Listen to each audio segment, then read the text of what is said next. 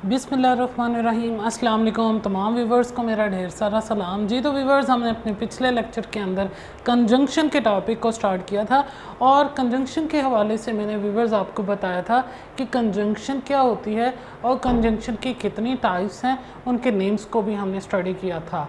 Viewers, आज की इस लेक्चर के अंदर हम कंजंक्शन के टॉपिक को आगे बढ़ाएंगे और कंजंक्शन के हवाले से आज हम कंजंक्शन की पहली टाइप को इन डिटेल डिस्कस करेंगे और इस टाइप का नाम है कोऑर्डिनेटिंग कंजंक्शंस।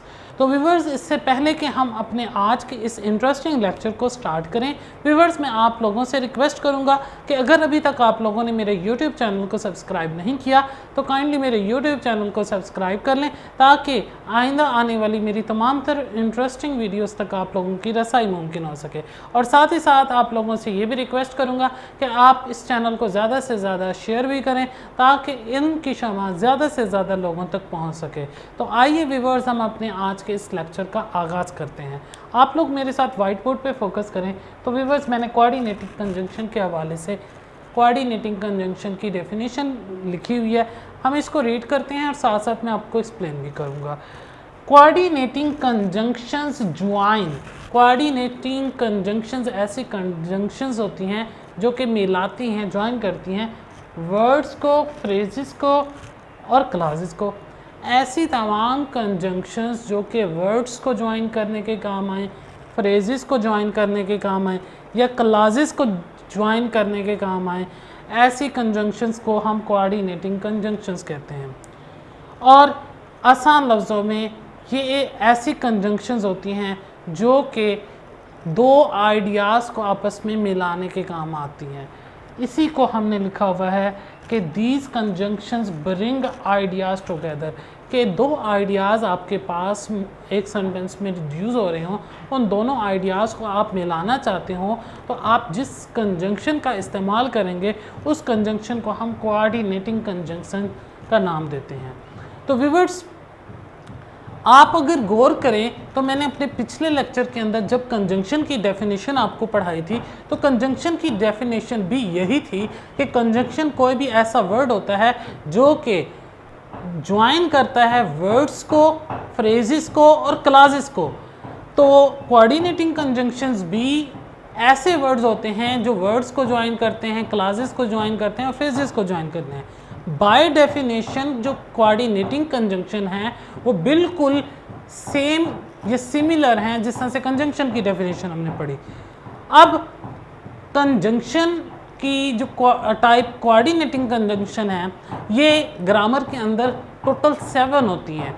7 कोऑर्डिनेटिंग कंजंक्शंस होती हैं। अब वो 7 कोऑर्डिनेटिंग कंजंक्शन कौन कौन सी हैं उनको हम देखते हैं। नंबर 1 है हमारे पास फॉर।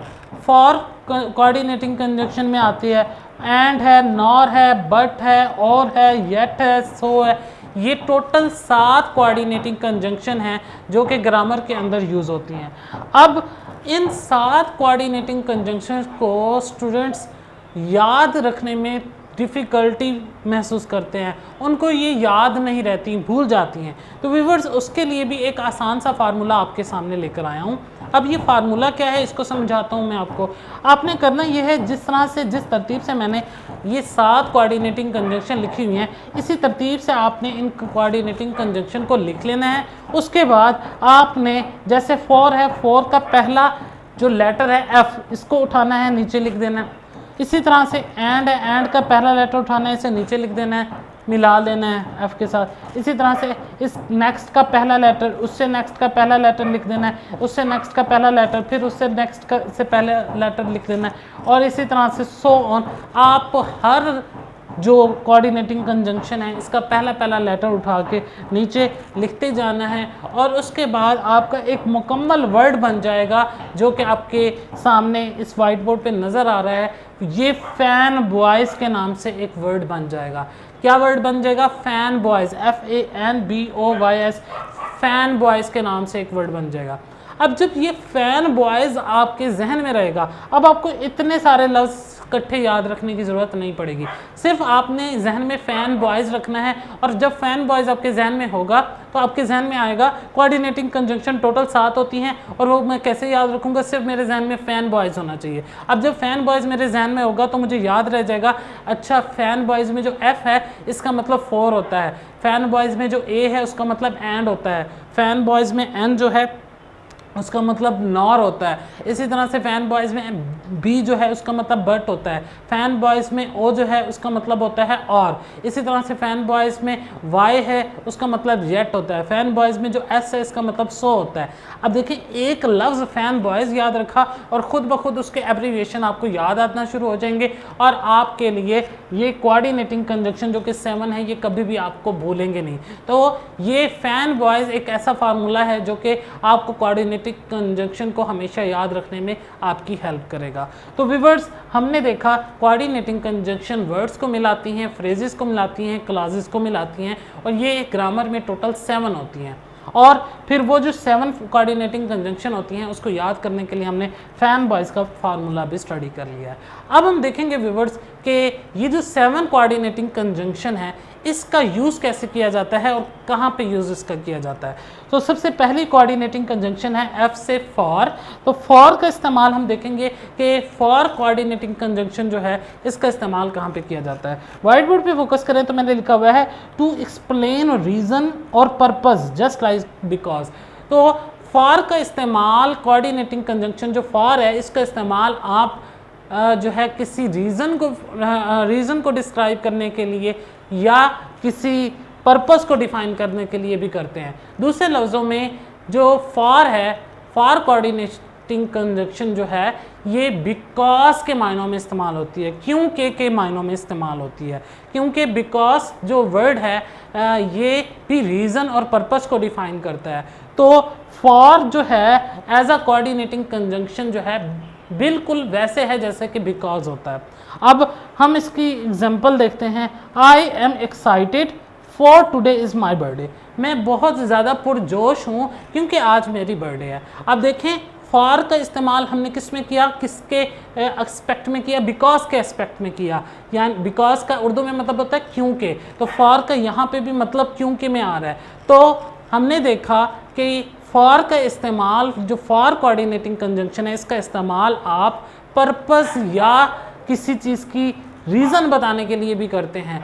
आई एम एक्साइटेड, मैं बहुत पुरजोश हूँ, for today is my birthday, क्योंकि आज मेरी बर्थडे है। अब इसी सेंटेंस को हम यूँ भी कह सकते हैं I am excited because today is my birthday, क्योंकि मेरी आज बर्थडे है। लेकिन मैंने यहाँ पे फॉर का इस्तेमाल किया है, बिकॉज का क्यों नहीं किया। आपके जहन में ये क्वेश्चन ज़रूर आएगा, क्योंकि बिकॉज और फॉर दोनों अगर एक ही मायनों में इस्तेमाल होते हैं तो मैं यहाँ पे बिकॉज भी तो इस्तेमाल कर सकता था कोऑर्डिनेटिंग कंजंक्शन के तौर पर।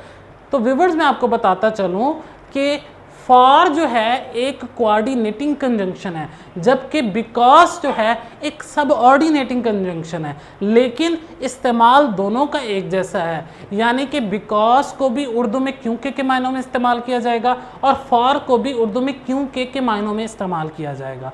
तो ये तो इस्तेमाल हमने देखा फॉर कोऑर्डिनेटिंग कंजंक्शन का। अब जो कोऑर्डिनेटिंग कंजंक्शन में दूसरे नंबर पे कोऑर्डिनेटिंग कंजंक्शन है वो है ए से एंड। अब एंड कोऑर्डिनेटिंग कंजंक्शन का इस्तेमाल कब किया जाएगा। एंड कोऑर्डिनेटिंग कंजंक्शन का इस्तेमाल आप उस वक्त करते हैं जब आप एक चीज़ को दूसरी चीज़ के साथ मिला रहे होते हैं या एक चीज़ को किसी दूसरी चीज़ के अंदर ऐड कर रहे होते हैं। तो इसको रीड करते हैं to add one thing to another. जैसा कि मैंने अभी बताया कि जब आप एक चीज़ को किसी दूसरी चीज़ में मिलाएंगे, एक चीज़ को किसी दूसरी चीज़ में जमा करेंगे, तब आप एंड का लफ्ज़ इस्तेमाल करेंगे। जैसा कि एग्जांपल है one pencil and one pen and two pencils, कि एक पेन और 2 पेंसिलें। अब हुआ क्या, अब आपने एंड का इस्तेमाल किया किसको मिलाने के लिए, 1 पेन को और 2 पेंसिल्स को। 1 पेन और 2 पेंसिल्स को मिलाने के लिए, जमा करने के लिए हमने क्या इस्तेमाल किया, एक कोऑर्डिनेटिंग कंजंक्शन एंड का इस्तेमाल किया। क्योंकि हमें मालूम है कि हम एंड का इस्तेमाल उस वक्त करते हैं जब हमने एक चीज़ को किसी दूसरी चीज़ में जमा करना हो या एक चीज़ को किसी दूसरी चीज़ में हमने मिलाना हो, तब हम एंड का लफ्ज़ इस्तेमाल करते हैं, एंड की कोऑर्डिनेटिंग कंजंक्शन को यूज़ करते हैं। अब इसी तरह से अब हम देखेंगे कि अगली कोऑर्डिनेटिंग कंजंक्शन जिसका नाम है, जो कि एन से शुरू होती है, एन फॉर नॉर। तो नॉर का इस्तेमाल कब किया जाता है? तो नॉर कोऑर्डिनेटिंग कंजंक्शन का इस्तेमाल आप उस वक्त करते हैं जब एक जुमले के अंदर दो नेगेटिव बातें की जा रही हों, दो मनफी बातें की जा रही हों। आम तौर पर हम देखते हैं कि व्यूअर्स, हम ऐसे जुमले बहुत ज़्यादा इस्तेमाल करते हैं कि ना मुझे आम पसंद है और ना ही मुझे सेब पसंद है। अब देखें, एक ही जुमले में हमने 2 दफ़ा मनफी बातें की, ना मुझे आम पसंद है और ना ही मुझे सेब पसंद है। अब आपने क्या किया, एक जुमले में 2 मनफी बातें की हैं। ऐसी सूरत के अंदर हम क्या लफ्ज़ इस्तेमाल करेंगे? नॉर का लफ्ज़ इस्तेमाल करेंगे। अब इसी एक सेंटेंस को मैं इस तरह से आपके सामने लिखूँगा, आई do not like mangoes nor do I like apples, कि ना ही मुझे आम पसंद हैं और ना ही मुझे सेब पसंद है। इसी तरह से एक और जुमला देखते हैं जिसमें हम नॉर का इस्तेमाल करते हैं और 2 मनफी बातें उसमें हो रही हों। ना मुझे खेलना पसंद है और ना ही मुझे पढ़ना पसंद है।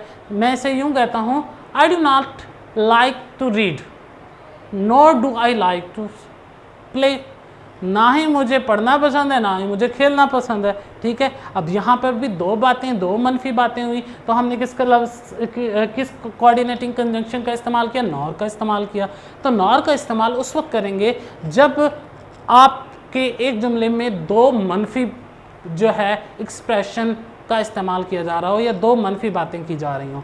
अब इसको रीड करते हैं, to present an alternative negative idea, कि एक अल्टरनेटिव आइडिया अगर आपने दिखाना हो to an already stated negative idea, कि एक नेगेटिव बात पहले से मौजूद है, आप उस नेगेटिव बात के बाद दोबारा एक नेगेटिव बात करें, यानी कि 2 दफ़ा मनफी बातें करें। दूसरी दफ़ा जब आप मनफी बात करेंगे तो आपने क्या यूज़ करना है? नॉर का लफ्ज़ इस्तेमाल करना है, जैसा कि मैंने अपनी कुछ देर पहले एग्जांपल्स में आपको करके दिखाया था इस्तेमाल। एक एग्जांपल जो वाइट बोर्ड पे लिखी है, हम इसको भी रीड कर लेते हैं।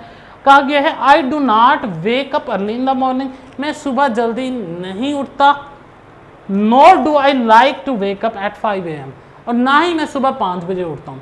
ना मैं सुबह जल्दी उठता हूँ, ना ही मैं सुबह 5 बजे उठ जाता हूँ। तो यहाँ पे देखें, दोनों बातें मनफी हैं, लिहाजा हमने क्या इस्तेमाल किया?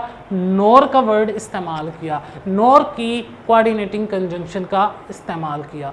तो व्यूअर्स, हमने आज अपने इस लेक्चर के अंदर कोऑर्डिनेटिंग कंजंक्शन के बारे में स्टडी किया। हमने ये स्टडी किया कि कोऑर्डिनेटिंग कंजंक्शन क्या होती हैं और कोऑर्डिनेटिंग कंजंक्शन टोटल कितनी होती हैं ग्रामर में, और फिर हमने ये देखा कि कोऑर्डिनेटिंग कंजंक्शन को याद कैसे किया जा सकता है। उसके लिए हमने एक फैन बॉयज़ का फार्मूला हमने सीखा, और उसके बाद हमने देखा कि कोऑर्डिनेटिंग कंजंक्शन में फॉर का इस्तेमाल कैसे किया जाता है, कब किया जाता है, एंड का इस्तेमाल कैसे और कब किया जाता है, इसी तरह से नॉर का इस्तेमाल कब और कैसे किया जाता है। व्यूअर्स, हमने कोऑर्डिनेटिंग कंजंक्शन में से पहली 3 कोऑर्डिनेटिंग कंजंक्शंस को इन डिटेल डिस्कस कर लिया है, और बाकी की 4 कोऑर्डिनेटिंग कंजंक्शंस को इंशाल्लाह हम अपने कमिंग लेक्चर के अंदर इन डिटेल डिस्कस करेंगे और देखेंगे कि फर्दर 4 कोऑर्डिनेटिंग कंजंक्शंस का इस्तेमाल कब किया जाएगा और कहाँ किया जाएगा। व्यूअर्स, मैं उम्मीद करता हूँ कि आपको आज का ये लेसन बेहतर तौर पर समझ आ चुका होगा, और इसके हवाले से अगर इसके बावजूद भी आपका किसी किस्म का कोई सवाल होता है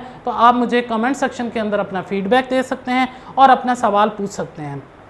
इंशाल्लाह मैं आपके सवालात का सलूशन ज़रूर लेकर आऊँगा, और इंशाल्लाह व्यूअर्स, हम अपने नेक्स्ट लेक्चर में फ़र्दर मूव करेंगे कोऑर्डिनेटिंग कंजंक्शन को। Thank you.